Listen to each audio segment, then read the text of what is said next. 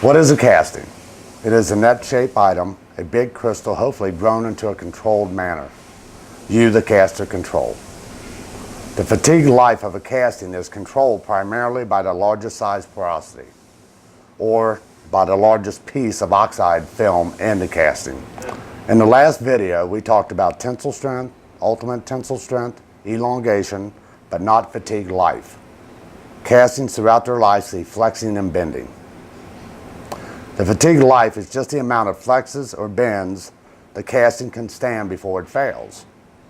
The more hydrogen gas or oxides in a casting lowers the fatigue life of the casting. Rotary impeller degassing, metal filtration, and the use of fluxes to remove oxides have the potential to greatly improve casting quality. In general, there are 4 factors which influence the tensile properties of castings. First being the melt treatment and pouring procedures, heat treatment, the alloy composition, and solidification time and freezing rate. As a caster, you have the influence on the first item. The customer determines item number 2. The third, we pour probably the best alloy out there. The fourth, the permanent mold process, has a very optimum freezing speed. All of the above are important because most of the castings we make are used in some structural component and will receive millions of stress cycles throughout their. Improving metal treatment, which is getting the gas out and reducing oxides in the casting, greatly improves fatigue life of the casting. Grain refiners and the addition of magnesium improves yield strength. Metal handling, which you control, also has a big effect. Having a ladle near the temperature of the melt and properly coated is critical to the process of limiting oxide formation in the melt. A properly coated ladle also keeps iron from migrating from the ladle to the alloy when pouring.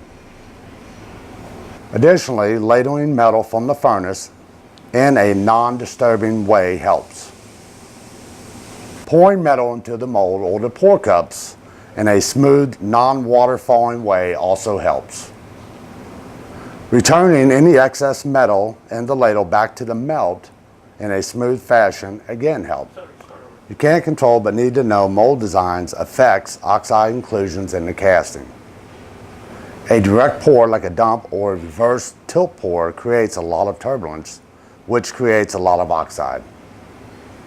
A mold that has a gate design which delivers metal to the bottom of the casting first is better.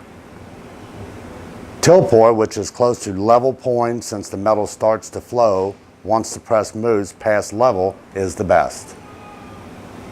Just remember, always handle molten metal in a safe manner. Never get liquids near a melt.